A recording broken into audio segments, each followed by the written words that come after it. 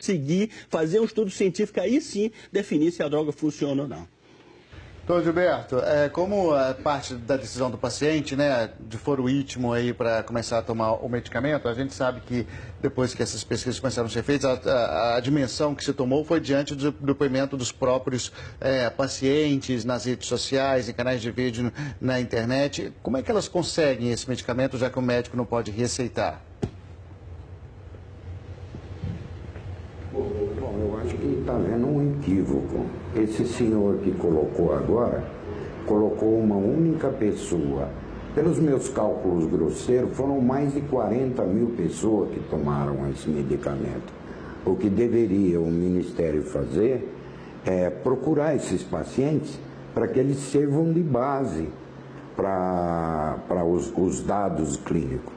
E tem outra coisa também, que essa insistência é uma insistência um pouco não verdadeira, porque esses dados começaram dentro do Hospital Amaral Carvalho, em Jaú, na década de 90. Isso foi feito com autorização documentada do Ministério da Saúde, porque a Anvisa não existia. Acredito que as exigências da Anvisa hoje não sejam muito diferentes da época. E a comissão de ética desse hospital é quem pediu autorização ao Ministério da Saúde para fazer esse tipo de tratamento. Então não vamos imaginar que essa pesquisa não é assim que se faz ciência. Eu tenho 47 anos, garanto que eu fiz muito mais pesquisa que muita gente, ou quem está falando. Porque eu tenho, só sobre esse trabalho, foram publicados 9 trabalhos internacionais. Tem uma porção de teses defendidas em animais, em que quiser. Agora, sobre a toxicidade, a não ser que a Unesp de Botucatu não seja condizente com isso. Ela expediu um documento dizendo que a substância não era tóxica. Gilberto. Então, eu acho que essas coisas têm que ser analisadas da melhor forma, não é assim.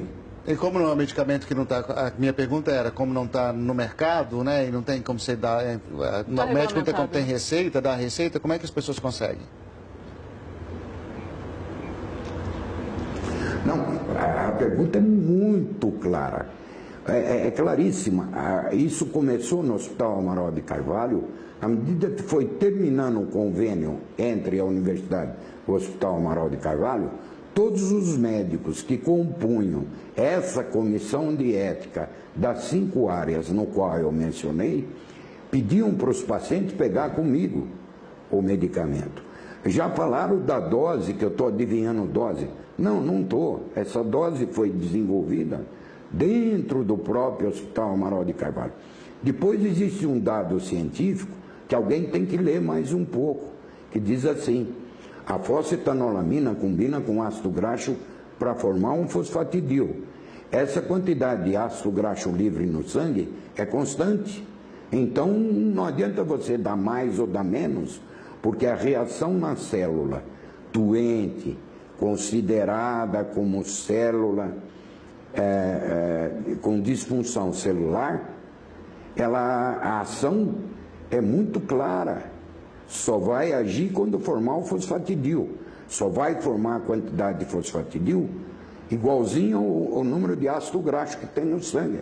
Então a dose, nesse caso, é muito fácil. Qualquer garoto que conhece dados sanguíneos sabe da quantidade de ácido graxo livre no sangue. É impossível você dar mais ou dar menos e ter reação adversa. Não foi eu que fiz isso, está na literatura. É só ler. Queria... Doutor Braulio quer comentar, mas, doutor Braulio, peço para ser bem rapidinho, que a gente queria ouvir de novo também a Bernadette. Para você entender o seguinte: relato de caso, série de caso, é o nível mais baixo de evidência científica. Eu preciso ter ensaio clínico controlado, randomizado, duplo cego. Ou seja, não é porque uma droga aparentemente funciona que ela vai fazer bem. Ou seja, até 10 anos atrás, se tratava arritmia cardíaca com drogas antiarrítmicas, porque evitava a morte. A gente imaginava que evitava a morte. Hoje, essas drogas estão prescritas. Ninguém usa mais lidocaína, xilocaína na nas UTIs, porque, embora trate a arritmia, as pessoas morriam depois de outras causas. Então, não é assim que se faz ciência. Eu preciso ter controle. Se eu não tiver uma amostra grande, randomizada, ou seja, escolher um paciente que vai tomar droga e outra, e isso seja de maneira cega, isso não cria evidência. Relato de caso, 40 mil casos não é nada, porque existem milhares de pessoas com câncer. 40 mil casos não quer dizer nada, senão não é nada, porque existem milhares de pessoas com câncer. 40 mil casos não quer dizer nada se não houver controle científico adequado. Doutor Braulio, então, a gente entende que tem que fazer realmente um trabalho profundo. É legal ouvir as pessoas que estão usando e que já têm algum resultado. Eu queria voltar a palavra para você, Bernadette. Você queria fazer um adendo, fazer um comentário do... Eu concordo muito com o Dr. Braulio quando ele disse que a coisa começou errada. Eu acho que é importante nós estarmos hoje em condições de trazer luz para a causa, né? Porque é preciso isso, né? Esse primeiro debate eu acho fundamental. Mas na prática, o que eu percebo? A substância não foi testada em humanos. Eu acho que ninguém ignora esse fato. Se houve testes no passado, esses testes não estão documentados. Se é possível resgatar o resultado desses testes, eu não sei. Mas talvez seja, talvez não seja. Me parece, pelo relato do Dr. Gilberto, que esses testes foram feitos e num período onde a Anvisa ainda não tinha os protocolos atuais e que necessário seria se refazer esses testes, é isso, doutor? Nos protocolos atuais. Isso não se questiona e tudo que nós temos pedido, eu representando pacientes com câncer, hoje me considero porta-voz, sim, face à quantidade de pessoas que entram em contato comigo, é que esses testes se inicializem o quanto antes. Ninguém está pregoando aqui o uso indiscriminado de uma substância que não foi testada. Ao contrário, eu quero declarar que, assim como eu disse no Senado, eu, na condição de paciente, me sinto... Imagina você está na sua casa, chega um pacotinho num saquinho transparente, sem rótulo, sem bula, sem data de fabricação, sem prazo de validade, sem posologia, sem nenhuma descrição de reações adversas. Isso foi uma decisão que eu tomei, considerando que eu tinha, para mim, dados suficientes de que não iria me matar. E para mim, foi o bastante para eu tomar a decisão de fazer uso. Mas é o ideal? De jeito nenhum. Não é isso que nós queremos. O que nós queremos é que os testes se iniciem o quanto antes. Agora, eu quero colocar essa questão em discussão. Vamos supor que em 5 ou 10 anos, os testes cheguem à conclusão de que a droga é eficaz. Eu vou estar morta se eu não fizer uso da substância até lá. É justo. É justo que as pessoas no futuro digam, paciente A, B, C, D, hoje eu tenho, na minha caixa de mensagens, as pessoas disseram, meu pai morreu com a liminar na mão e não recebeu a substância, lutou contra um câncer de 4 anos, 5 anos, 10 anos. Então eu pergunto, em todos os países de primeiro mundo, as pessoas que chegam a uma fase terminal tem o direito de optar por tratamentos alternativos. O paciente que tem câncer sabe, bastou a família saber que você está com câncer, que chove telefonemas dizendo, olha, tem garrafada disso, garrafada daquilo, uma porção de coisas alternativas que a gente sabe que pode ser eficaz, pode não ser eficaz, mas, enfim, a questão é certo impedir o uso de uma substância, ainda que ela não seja hoje um remédio. Nós sabemos disso, ninguém está negando isso. Os pesquisadores, todo o clamor popular, eu concordo, doutor, há um clamor, mas o clamor não é para liberação indiscriminada, mas para que haja pesquisa séria e que se chegue a uma conclusão. Mas você não tem medo de usar um remédio que não foi... Não, eu tenho medo do câncer me matar, disso eu tenho medo. O Bernadette, emocionante realmente esse seu relato, né? Realmente as pessoas lutando pela vida. E como o Dr. Braulio estava falando, né? São efeitos colaterais desconhecidos. Não que a substância não funcione, como você falou. É preciso que sejam feitas pesquisas para comprovar o uso. O fato é que atualmente ainda há desconhecimento em relação aos efeitos colaterais. Quer dizer, é realmente isso que você falou. Não se pode privar a pessoa de buscar uma alternativa para a vida dela, que é o seu caso hoje. Por outro lado, as pesquisas devem ser feitas. O fato é que eu queria deixar claro... Nem alternativa para a vida, né? Uma alternativa para tentar se manter viva. Exatamente. Né? O que eu queria deixar claro aqui para todos os participantes do nosso debate é que a gente não está aqui defendendo ou criticando o uso ou a falta do uso da substância. A gente está tentando explicar o que essa substância pode ocasionar, tanto de um lado quanto do outro. As perguntas são várias. Todas as partes, né, Raquel? Todas as partes envolvidas aí nessa... Sem dúvida, para a gente ter explicações de todos os lados aí. E são muitas as perguntas dos assinantes que estão chegando, o doutor Braulio, o doutor Gustavo e o doutor Gilberto, de gente querendo saber mais sobre isso. Eu queria ler algumas aqui dessas perguntas, que é muita gente com dúvida, muita gente solidária também a quem procurou esse tipo de tratamento. O Aníbal, ele pergunta quanto tempo deve levar para as substâncias passarem por todos os testes exigidos. Também a quem procurou esse tipo de tratamento, o Aníbal, ele pergunta quanto tempo deve levar para as substâncias passarem por todos os testes exigidos. A gente tem mais uma pergunta de assinante, que é a seguinte: quanto tempo é necessário para cumprir todos os trâmites para a legalização da fosfetanolamina sintética? Existe a possibilidade de encurtar tais prazos em função da urgência dessa doença? A pergunta é do André. Tem mais uma aqui, que é a seguinte: o que a ONU pode fazer para a regulamentação da fosfetanolamina, já que autoridades políticas têm dizendo aí que entraram com a representação na ONU para isso? É a pergunta do Lenilson. A outra questão é: quantos anos são necessários para que a Anvisa faça os testes necessários e qual a relação entre a Anvisa e as indústrias farmacêuticas? Existem outros órgãos de fiscalização de produtos farmacêuticos, como a FDA, que poderia conceder autorização? A FDA é uma espécie da Anvisa nos Estados Unidos. Era a pergunta do Heraldo. A próxima pergunta é da Denise. Ela pergunta se a pílula é fabricada desde a década de 80, porque só com a proibição de distribuição da USP é que começaram a discutir o assunto. Mais uma pergunta: a pressão dos grandes laboratórios pode gerar empecilhos nos testes do medicamento? É a pergunta do Gilberto.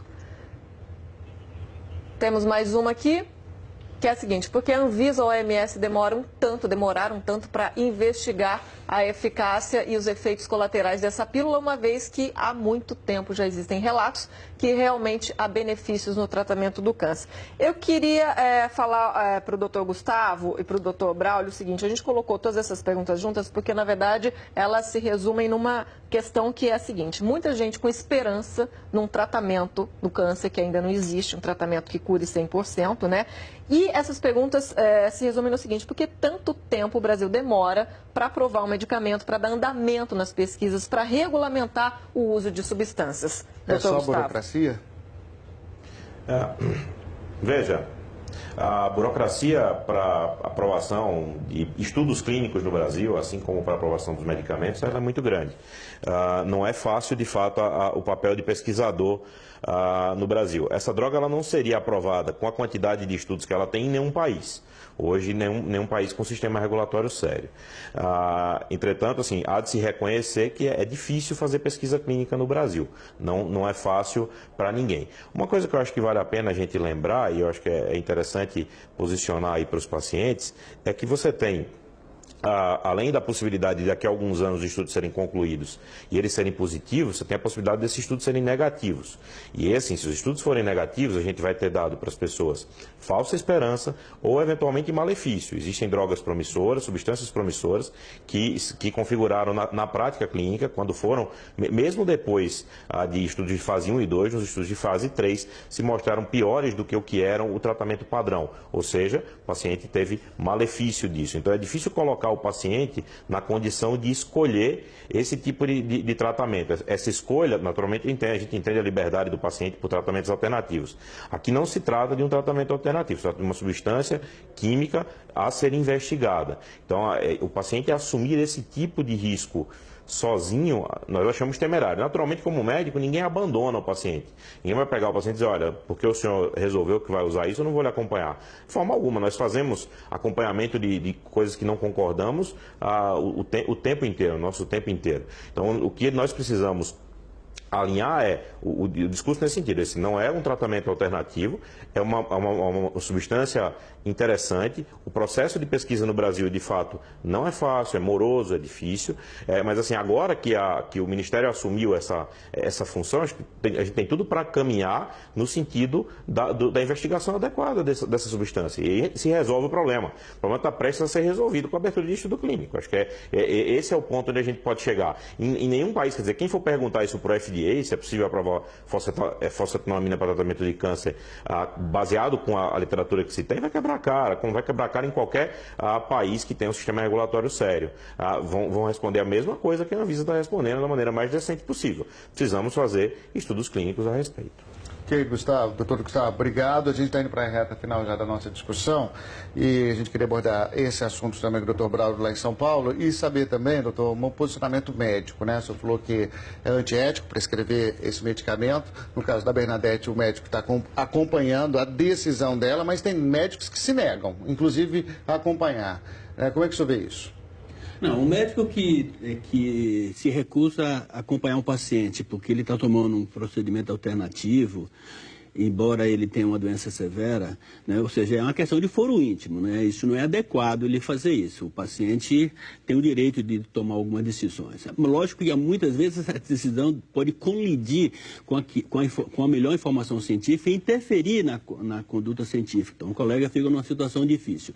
Mas é antiético o indivíduo prescrever uma droga que não é regulamentada no país. Ou seja, se a Anvisa não autoriza, o colega não tem condição de prescrever essa droga. Se a Anvisa não autoriza, o colega não tem condição de prescrever essa droga. Se ele o faz, ele só pode fazer isso segundo o protocolo científico aprovado por uma comissão de ética do local onde ele trabalha ou ele estuda, né?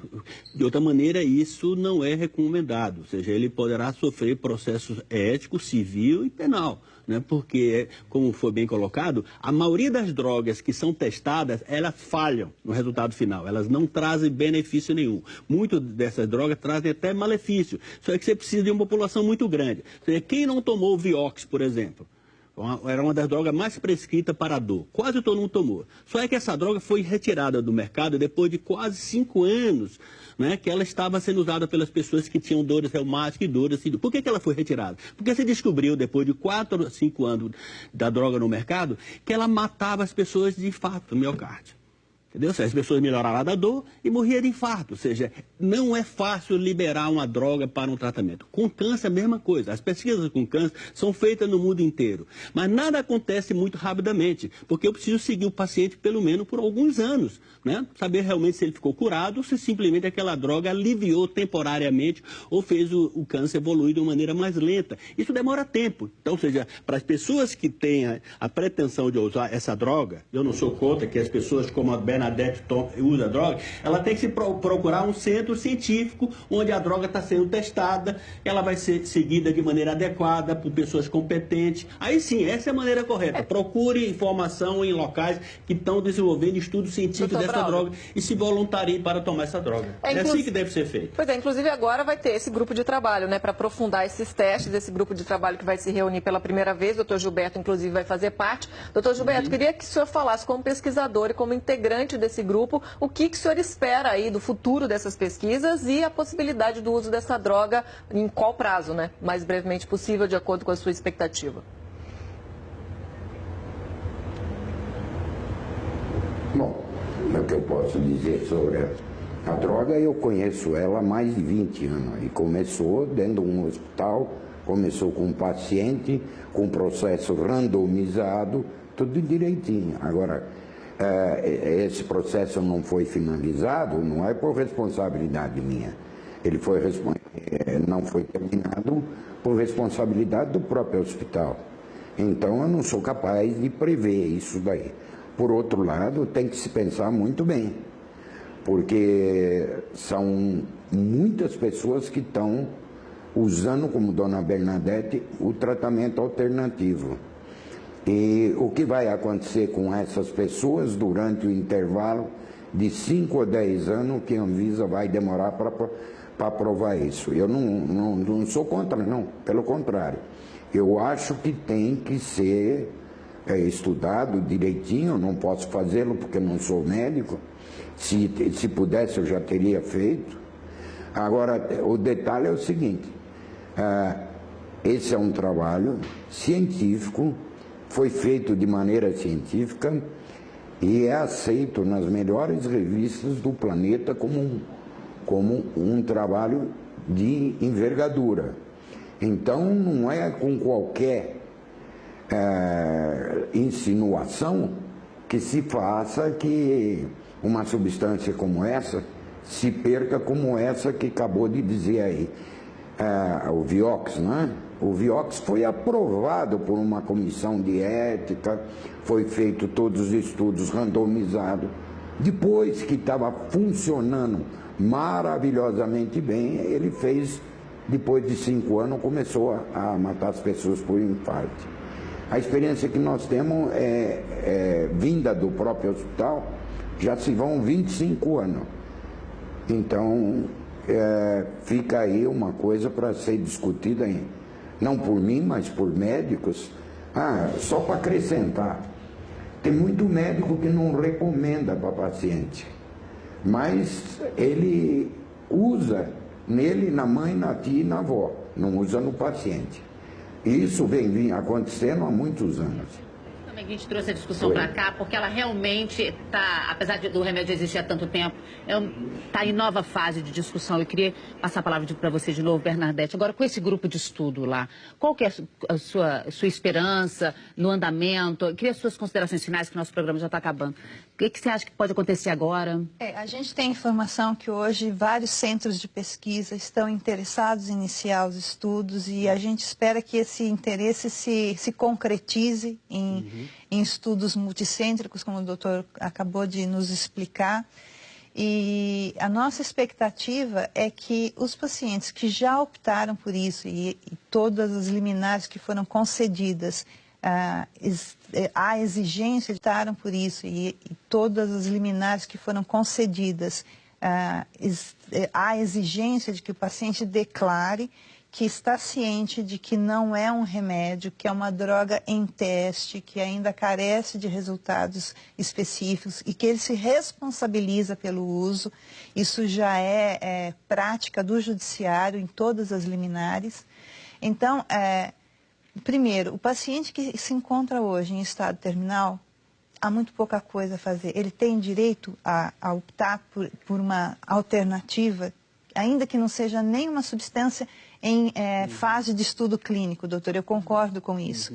Mas a questão não houve uma conjunção astral que permitisse que as coisas andassem para e passo. Ele tem esse direito? Segundo o Supremo Tribunal Federal, sim, ele tem esse direito. Né? Então, hoje, as liminares que estão em vigor deveriam, sim, ao meu ver, estar sendo cumpridas, porque sentença judicial não é uma coisa que se questione, sentença judicial se cumpre, né? Então, até que essa sentença, ainda que seja em caráter liminar, que ela possa sofrer modificação no final, mas até que ela não sofra modificação, é obrigação, sim, a USP fornecer aos pacientes. E se a USP não vem fornecendo, alegando, e é uma alegação verdadeira, a gente sabe que não é uma alegação falsa, que é uma alegação verdadeira, de não ter capacidade de produção, não ter estrutura e tal, a sentença da juíza da primeira vara da Fazenda lá em São Carlos, ela é muito clara, que compete à Fazenda do Estado e à Universidade promoverem as condições para. Então, se ela não tem, que providencie. Isso está claro na sentença. E descumprir ordem judicial, pelo menos para mim, que sou réis mortal, é crime, eu corro o risco de ser presa. Então, por que as outras instituições também não se vergam a um poder que é o poder judiciário? Até que se mostre contrário, uma sentença, ela tem valor e ela deve ser cumprida. Então, se a USP alega que não tem condições, ela tem as condições de ir promover isso. Ela tem essas condições? Não. Ela tem essa obrigação, a obrigação de fazer. E ainda que ela exija que seja isenta de responsabilidade, eu entendo a universidade, acho que ela está coberta de razão, ela tem mais é que fazer isso mesmo, assim como a própria juíza já prevê no processo que o paciente se responsabilize por essa decisão. Né? E acho muito importante que todos os pacientes que entraram no pedido de liminar e que ainda não tenham isso claro, que entendam que ele tem que ser responsável por essa decisão. Como foi o seu caso, né? A decisão do próprio paciente em relação a esse tratamento alternativo. E a gente agradece a sua participação, um depoimento muito importante mesmo, viu, Bernadette? Porque também tem essa questão mais humana, né, dessa discussão.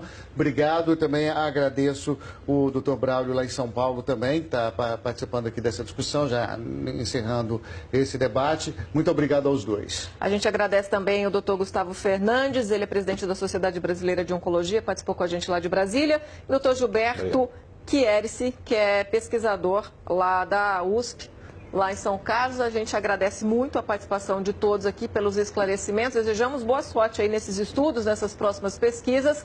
Muita gente esperando resultados aí desses testes. Agradecemos mais uma vez também você, assinante, que sempre participa com a gente desse debate.